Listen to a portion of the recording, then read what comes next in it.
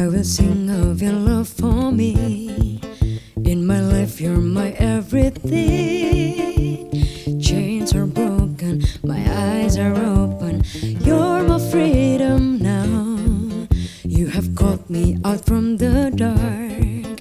Now I'm running into your light. You've changed my crying into dancing. My lips shall praise you now. Oh, oh, oh, we shall praise you now. Oh, oh, nothing's gonna stop us now. Nothing's gonna stop us now. Nothing's gonna stop us now from praising, from praising you. Nothing's gonna stop us now. Nothing's gonna stop us now from praising, from praising you. I will sing of your love for me. In my life you're my everything. Chains are broken, my eyes are open. You're my freedom now. You have called me out from the dark. Now I'm running into your light. You've changed my crying into dancing. My lips shall praise you now. Oh, oh, oh, we shall praise you now. Oh, oh, nothing's gonna stop us now. Nothing's gonna stop us now. Nothing's gonna stop us now from praising, from praising you. Nothing's gonna stop us now. Nothing's gonna stop us now from praising, from praising you.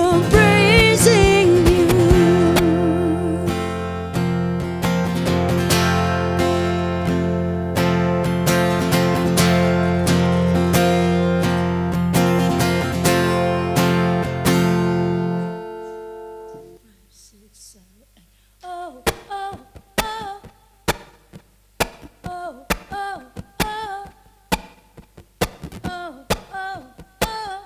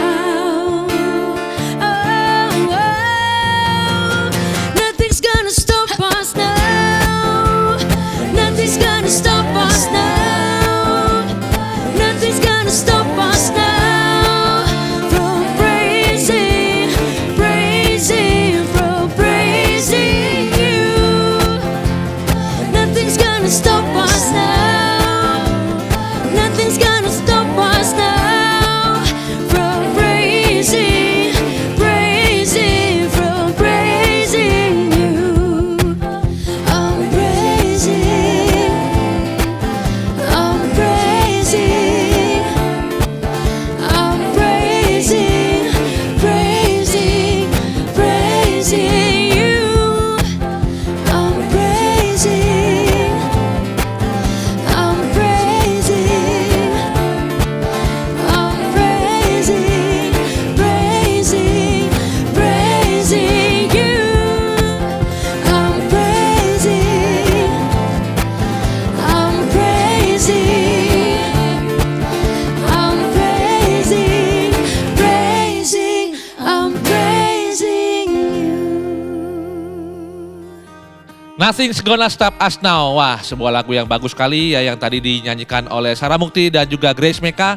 Sebuah lagu yang menceritakan bahwa dalam situasi dan kondisi apapun, kita memang boleh dan perlu untuk menyembah dan selalu memuji Tuhan ya. Tidak harus selalu dalam kondisi segala sesuatu terjadi sesuai kemauan kita, tapi setiap saat dalam setiap kondisi dan situasi kita boleh menyembah dan memuji Tuhan. Nah, kita juga mau welcome buat semua teman-teman, baik yang Kristen maupun yang non-Kristen. Welcome di acara kita hari ini, Online Experience The City Light.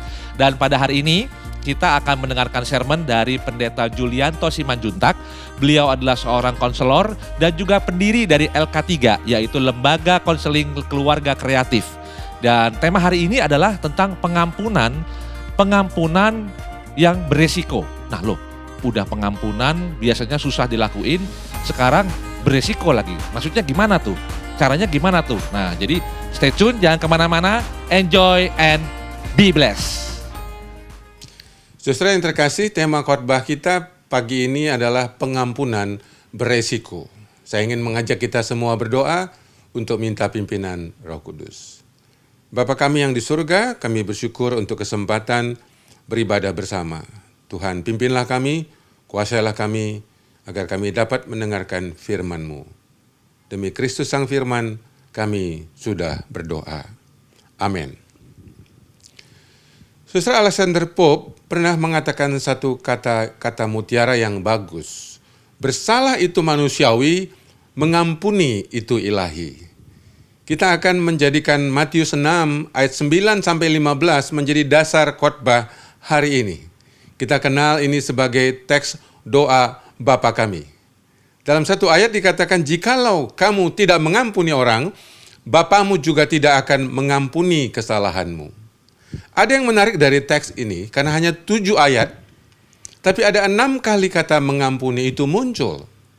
Dalam prinsip hermeneutik, jikalau ada satu kata yang muncul berulang-ulang dalam teks, maka Tuhan mau berbicara lewat ayat atau lewat kata tersebut. Apa yang kita bisa pahami? Justru ada satu kata yang sebenarnya sangat menarik dalam teks ini, yaitu makanan. Berikanlah kami pada hari ini makanan kami yang secukupnya. Itu hanya satu kali muncul. Tapi kenapa kata mengampuni itu muncul sampai 6 kali? Ada 3 hal yang kita bisa pahami di sini, saudara-saudara. Yang pertama, mengampuni itu adalah cobaan terbesar. Mengampuni atau tidak, itu suatu pilihan yang kita harus ambil. Bukan hanya setiap hari, tapi setiap jam, setiap menit, setiap saat, saudara memilih mengampuni atau tidak. Dalam 13b, ayat 13b mengatakan bahwa ada satu kejahatan yang kita lakukan jikalau kita tidak mengampuni. Saudara, orang-orang yang tidak memaafkan saudaranya, orang yang dendam sama saudara-saudaranya, itu disebut satu kejahatan yang sama dengan membunuh manusia. Nah yang ketiga, saudara, mengampuni itu satu kebutuhan yang terbesar. Kalau kita tidak bisa memaafkan, maka begitu banyak masalah-masalah yang muncul dalam hidup kita. Ada seorang bijak bernama Johann Arnott, dia berkata, pintu pengampunan adalah pintu perdamaian dan pintu kebahagiaan. Pintu itu kecil, sempit, dan tidak bisa dimasuki tanpa membungkuk. Apa yang mau dimaksudkan oleh Johann Arnott dalam memberikan definisi mengampuni? Dia mau mengatakan bahwa tidak mungkin kita bisa memaafkan tanpa sungguh-sungguh merendahkan diri kita. Tanpa sungguh-sungguh mengosongkan hati kita untuk bisa menerima dan memberikan kebebasan kepada orang yang berbuat salah kepada kita. Pertanyaannya, para murid Yesus pernah bertanya, berapa kali kami harus mengampuni? Yesus berkata, 70 kali 7 kali. Saudara, satu kata yang sempurna, satu angka yang sempurna. Tuhan mau menekankan sebenarnya pengampunan itu adalah memberi kesempatan kedua kepada orang yang berbuat salah. Dan saudara lihat, Alkitab mengajarkan kepada kita pentingnya marah secara harian. Jangan pernah membawa emosi negatif seperti sedih, marah, kecewa ke tempat tidur. Sebelum matahari terbenam, padamlah amarahmu. Jadi saudara, Alkitab mengajarkan kepada kita memberi selalu kesempatan kedua kepada orang berbuat salah. Terutama kepada orang-orang yang dekat dengan kita. Ring satu, kerabat baik, keluarga kita, sahabat baik, yang selalu bersama-sama dengan kita. Nah saudara, saya belajar dari ayah mertua saya. Anaknya semua nomor 1 sampai nomor 6, oke, semua lancar, baik, kuliah baik. Tapi anak yang paling kecil pernah menggunakan narkoba.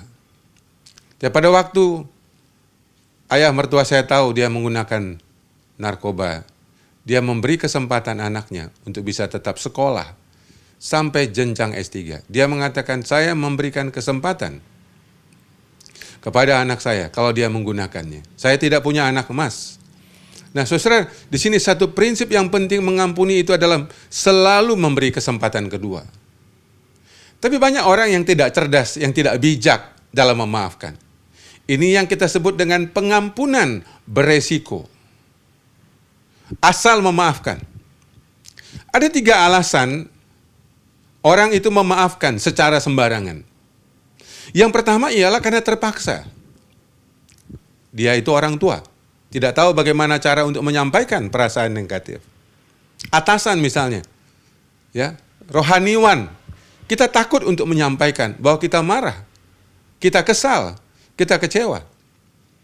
Ada juga orang alasan memaafkan adalah agar dia nggak baik. Saya kan Kristen, saya kan orang beragama, saya harus memaafkan. Tapi apakah itu alasan yang tepat?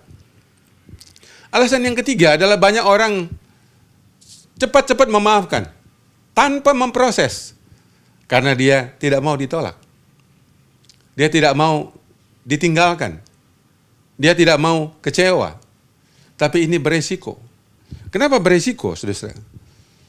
Karena kalau kita mengatakan, oh tidak apa-apa, kita memberikan kesempatan untuk orang itu tidak bertanggung jawab terhadap kesalahannya. Dia akan mengulangi terus-menerus kesalahannya. Kalau kita bilang, oh tidak apa-apa. Ada orang lain mengatakan, nggak masalah kok, itu bukan masalah besar. Nggak usah dipikirin. Tapi saudara, kapan orang tahu masalahnya? Kapan orang tahu kesalahannya? Kalau kita mengatakan nggak masalah. Sementara sebenarnya diam-diam kita tersinggung. Kita kecewa. Kita sedih. Ada sebagian lain mengatakan, saya tahu kok kamu lagi stres. No problem. Nggak apa-apa. Ya. Tapi tujuannya apa? Supaya dia tidak ditolak. Supaya temannya tidak meninggalkan dia. Tapi apakah ini menyelesaikan masalah? No. Dia akan mengulangi lagi. Dia akan berbuat lagi. Dan tidak pernah memperbaiki diri. Jadi ini beresiko buat Anda yang tidak pernah memproses perasaan Anda. Dan ini juga beresiko buat orang tersebut karena dia tidak akan sadar dan tidak akan pernah memperbaiki kelakuannya. Saudara, ada 4 alasan kenapa kita memaafkan. Ini alasan yang diberikan oleh kitab suci. Yang pertama, bersalah itu manusiawi. Semua orang bisa bersalah. Dalam ayat doa Bapa kami tadi berkata, ampunilah kami. Ya, seperti kami memaafkan orang yang bersalah kepada kami. Semua kita bisa bersalah. Bersalah itu wajar. Ya. Bersalah itu manusiawi, seperti Alexander Pope tadi mengatakan. Yang kedua, ternyata saudara-saudara, bersalah itu membuat kita sadar bahwa kita itu orang berdosa, yang bisa marah, kecewa, ya. Dan kita membutuhkan anugerah Tuhan. Dalam Roma pasal 3 ditegaskan, semua orang sudah berbuat dosa. Tidak ada orang yang baik. Tidak ada orang yang sungguh-sungguh mengenal Tuhan. Jadi saudara, itu sebabnya kenapa Tuhan minta kita bersyukur untuk orang-orang yang melukai kita. Karena mereka lah kita sadar bahwa kita juga orang berdosa. Yang bisa marah, bisa kecewa, bisa sakit hati. Ya. Yang ketiga, alasan memaafkan Karena itu membentuk kepribadian kita. Besi menajamkan besi. Manusia menajamkan sesamanya. Saudara, kita harus sadar, sering sekali konflik itu membuat kita mungkin lebih rendah hati, lebih tahu diri, lebih tidak sombong. Jangan lupa konflik itu perlu. Konflik itu sehat, kita tidak boleh mengabaikannya. Jadi sekali lagi, seringkali luka-luka konflik itu membuat kita lebih matang. Ya, otot-otot emosi kita jauh lebih kuat. Dan yang terakhir adalah bahwa itu syarat kita datang kepada Tuhan. Sebelum kamu berdoa, sebelum kamu menyampaikan persembahan, jikalau ada sesuatu dalam hatimu, datangilah saudaramu, selesaikan itu. Dan ayat yang kita baca dalam Matius 6, kalau kamu tidak mengampuni, maka Bapamu di sorga juga tidak akan mengampuni kamu. Saya mau menceritakan kisah kenapa saya tertarik menulis buku Mencintai Enggak Terluka sebagai bagian daripada khotbah ini. Saya dan istri saya punya masalah dengan anak kami yang kedua. Kami banyak sekali konflik. Sejak SMP kelas 1 hingga hampir tamat SMA, kami sulit berkomunikasi. Komunikasi kami miskin, dingin, dan minim. Setiap kali kami berkomunikasi, sering kali kami konflik. Anak kami sejak SMP kelas 1 sudah kecanduan game, 8 jam satu hari, selama 6 tahun. Dan oleh karena luka batinnya kepada saya, dia memilih menjadi seorang ateis, tidak percaya Tuhan, tidak ke gereja. Dan oleh karena kecanduan gamenya dan relasi kami yang buruk, dia mengalami depresi yang akut. Kami bawa ke 9 psikolog, 3 konselor, 1 psikiater. Sementara ayahnya adalah seorang konselor.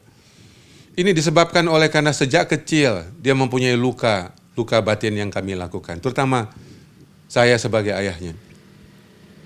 Kami mengabaikan, membandingkan dia dengan kakaknya yang nomor 1. Itu yang membuat luka batinnya bertahun-tahun lamanya.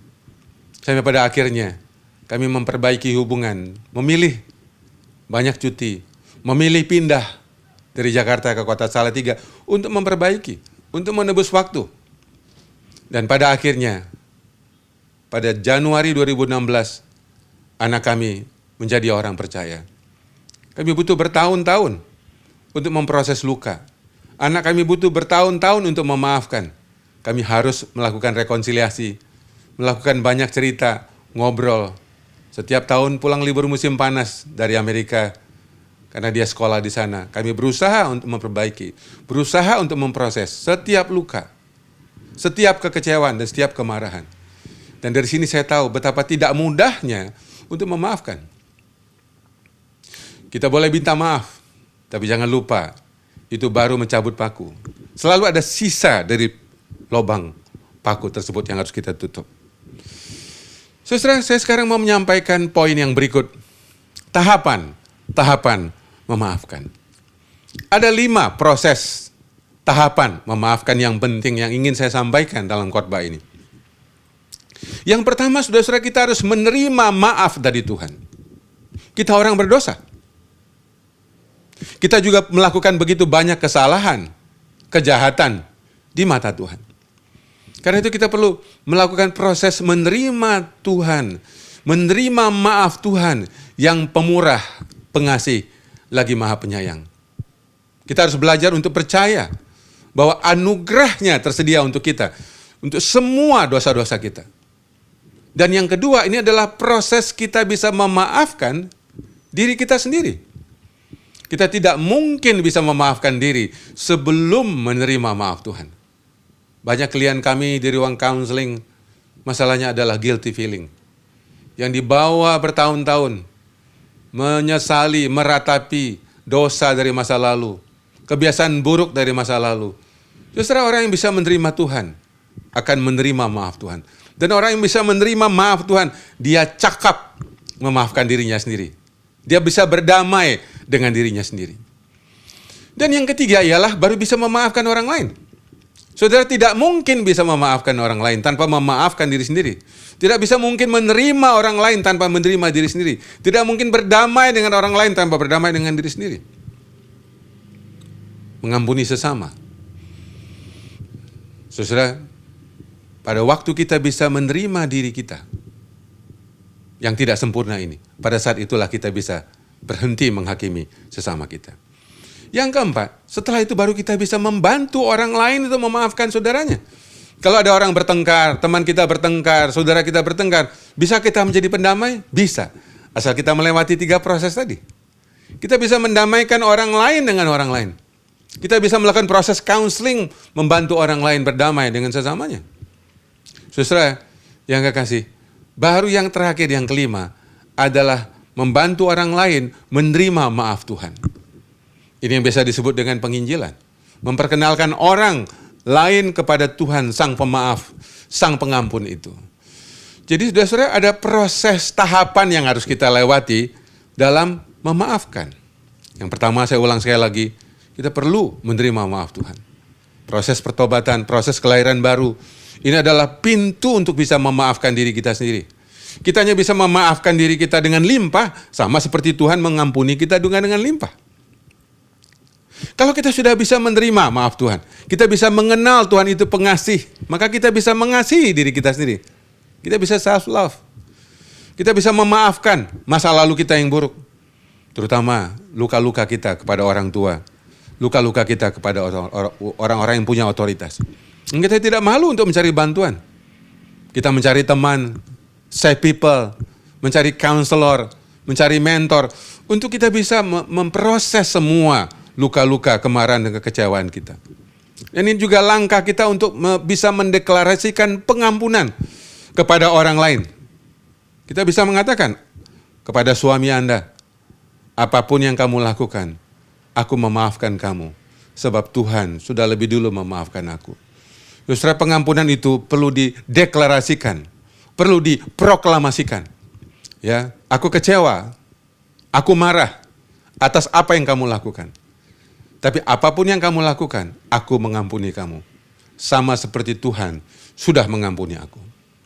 Dan ini nanti kemudian pintu, Anda kalau sudah cakap mengampuni sendiri-sendiri, mengampuni orang lain, Anda bisa melatih orang lain memaafkan sesamanya.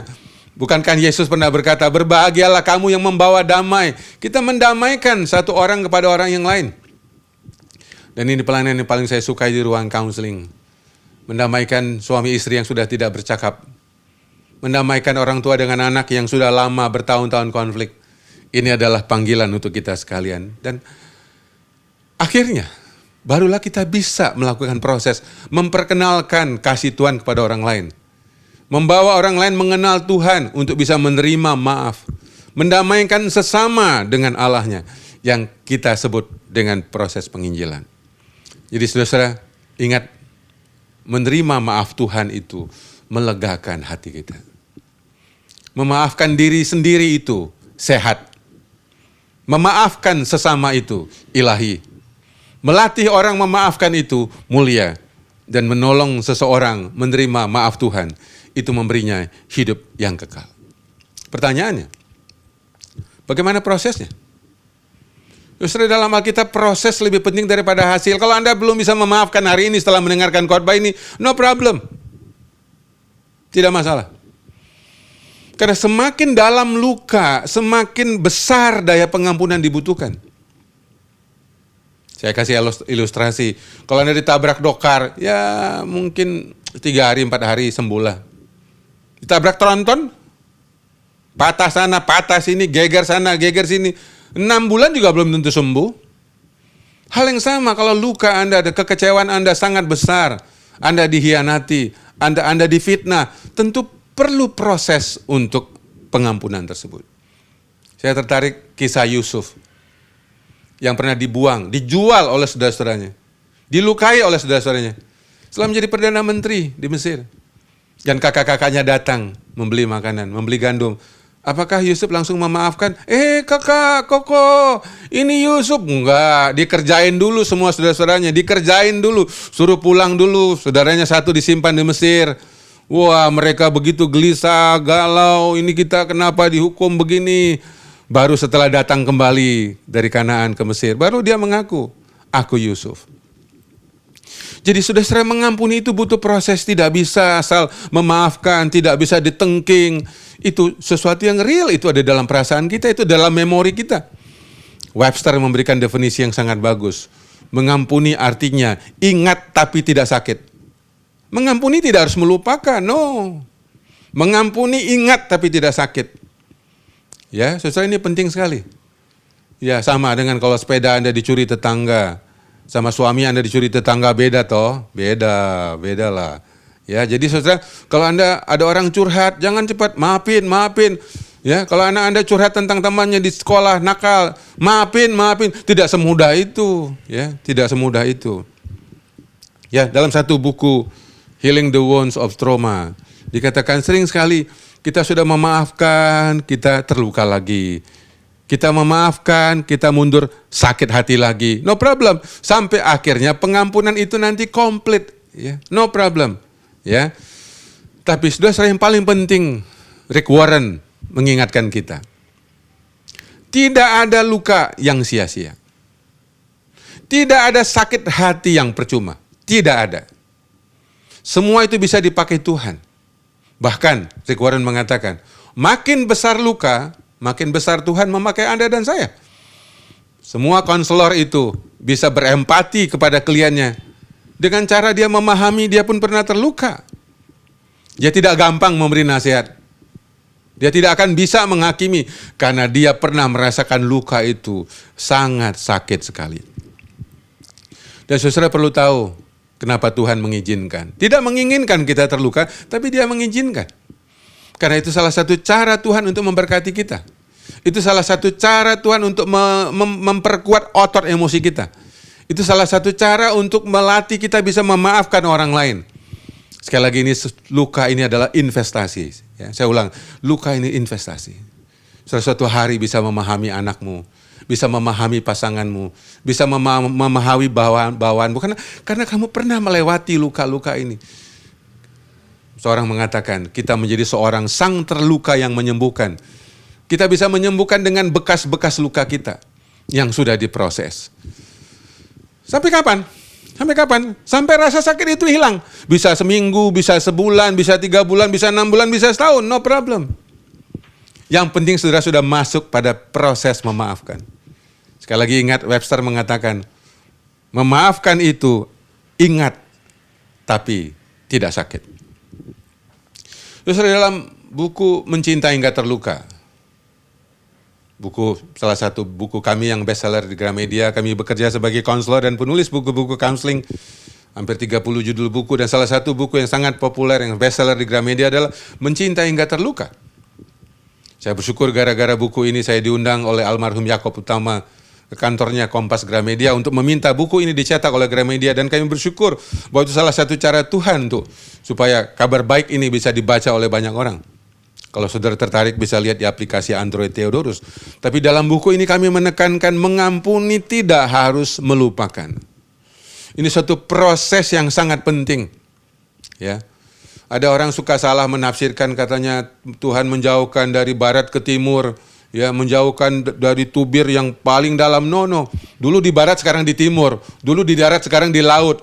Jadi saudara tidak harus melupakan. Tuhan hanya meminta kita memproses.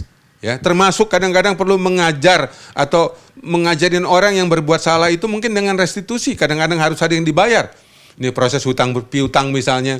Bukan mengampuni terus hutangnya nggak dibayar. Tentu saja ada yang bisa diproses. Harus ada ganti rugi. Walaupun ganti rugi itu adalah apa yang sanggup dia bayar. Apa yang sanggup dia lakukan. Tapi saudara, hukuman untuk orang yang tidak memaafkan diceritakan dalam kitab Injil. Dia sudah dimaafkan dengan hutang 10.000 talenta. Ada satu saudaranya hanya berhutang sekian dinar. Dia cekek, dia tuntut, dia hukum. Tuhan yang baik hati yang sudah memaafkan dia, memanggil dan kemudian menghukum dia dan menaruh dia dalam lubang yang paling dalam. Apa artinya? Kita akan dihukum oleh perasaan-perasaan tidak mengampuni. Semua perasaan-perasaan kecewa itu adalah lubang-lubang dalam yang kita taruh sendiri dalam diri kita. Belum lagi penyakit-penyakit yang menyertainya, terutama psikosomatik. Ya Anda sakit di sini, sakit di sini, sakit di sini, bawa ke dokter, nggak ada sakitnya. Itu namanya psikosomatik. Kenapa? Karena saudara menyimpan perasaan negatif. Saudara memendam kemarahan, saudara menyimpan kebencian, saudara menahan kekecewaan. Lepaskan, ya, lepaskan. Kalau saudara tidak sanggup, cari teman yang saudara percaya. Kalau dia tidak sanggup membantu Anda, cari konselor. Waktu saya mendampingi anak kami bungsu konseling, kami membawa dia ke beberapa psikolog. 9 psikolog tepatnya, 3 konselor dan 1 psikiater. Dan dia dibantu untuk memproses luka-luka itu. Nah, saudara, pada akhirnya, dalam khotbah ini saya mau menegaskan. Saudara, mengampuni itu adalah satu panggilan sangat penting. Itu adalah satu kebutuhan daripada manusia. Ya, saudara, kiranya Tuhan menolong kita melakukan proses mengampuni mulai hari ini. Jangan tunda. Jangan tunda. Jangan simpan. Kita mengampuni sama seperti Tuhan sudah mengampuni kita. Mengampuni adalah kebutuhan manusia. Kiranya Tuhan menguatkan, meneguhkan kita untuk bisa memaafkan saudara-saudara kita sama seperti Tuhan sudah mengampuni kita. Marilah kita bersama-sama berdoa supaya Tuhan menguatkan, meneguhkan kita untuk memaafkan. Tuhan Bapa kami yang di sorga, kami bersyukur Tuhan pengasih, penyayang, dan pemaaf. Kiranya Tuhan meneguhkan kami semua untuk bisa memaafkan, cakap mengampuni.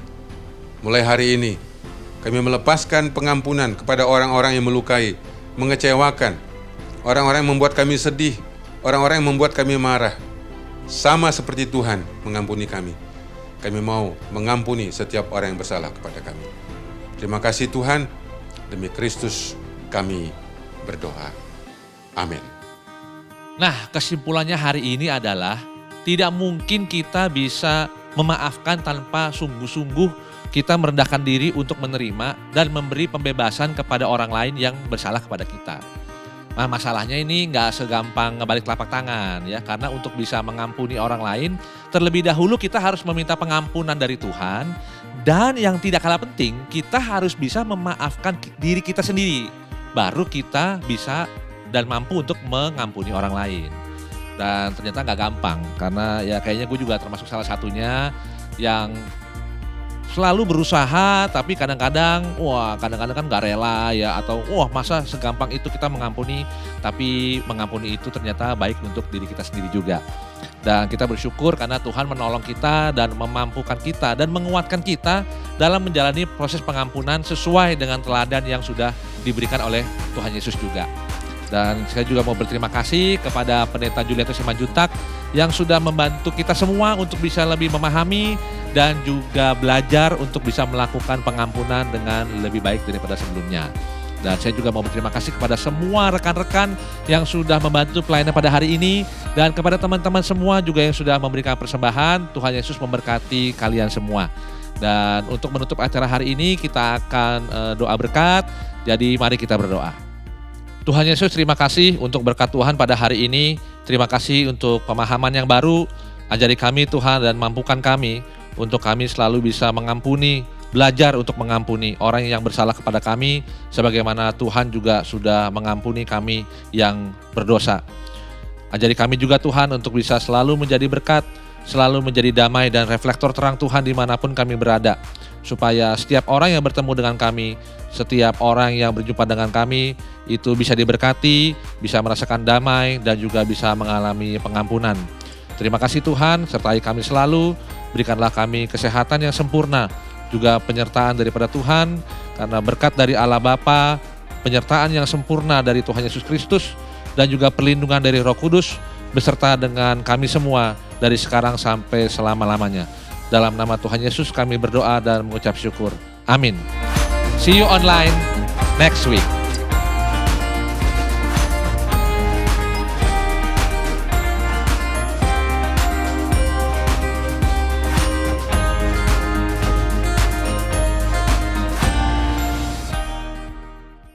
Nothing's gonna stop us now. Nothing's gonna stop us now. Nothing's gonna stop us now from praising, from praising, from praising.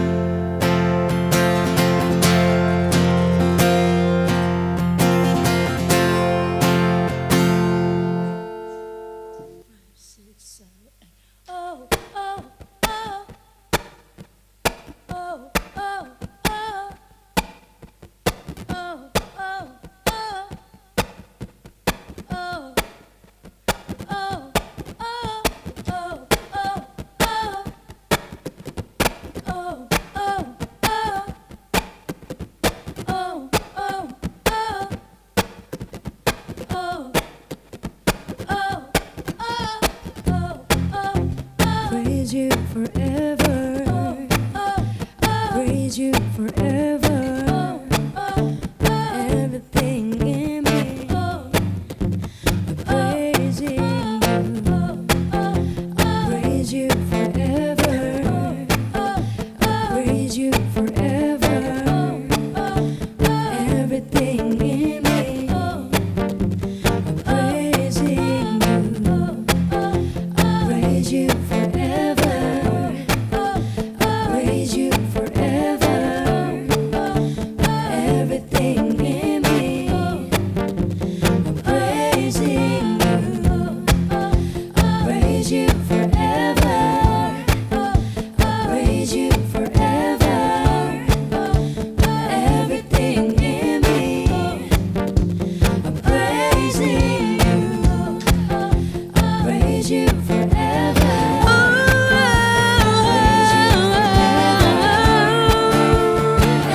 I love you, Lord. I love you, Lord.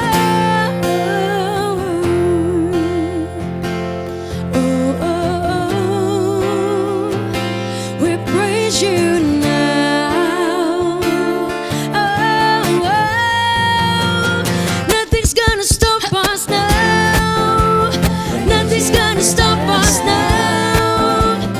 Nothing's gonna stop us now from praising, from praising you. Nothing's gonna stop us now. Nothing's gonna stop us now from praising, from praising you.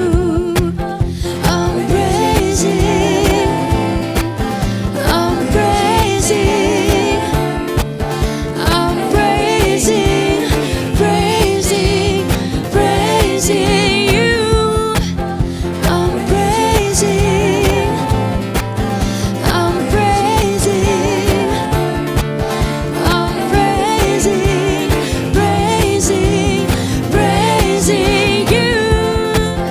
I'm praising, I'm praising, I'm praising, I'm praising you.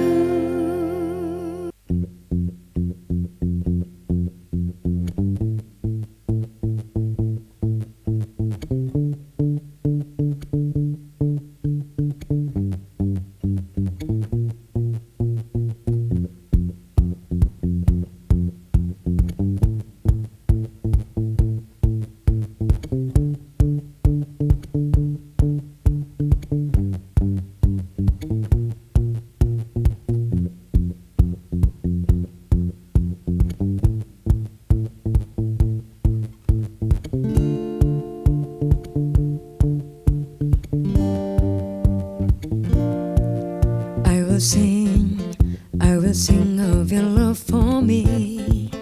In my life, you're my everything. Chains are broken, my eyes are open. You're my freedom now. You have called me out from the dark. Now I'm running into your light. You've changed my crying into dancing. My lips shall praise you now. Oh, oh, oh, we shall praise you now. Oh, oh, nothing's gonna stop us now. Nothing's gonna stop us now. Nothing's gonna stop us now from praising, from praising you. Nothing's gonna stop us now. Nothing's gonna stop us now from praising, from praising you. I will sing of your love for me. In my life, you're my everything. Chains are broken, my eyes are open. You're my freedom now. You have called me out from the dark. Now I'm running into your light. You've changed my crying into dancing. My lips shall praise you now. oh, oh, oh. We shall praise you now. Oh, oh. Nothing's gonna stop us now. Nothing's gonna stop us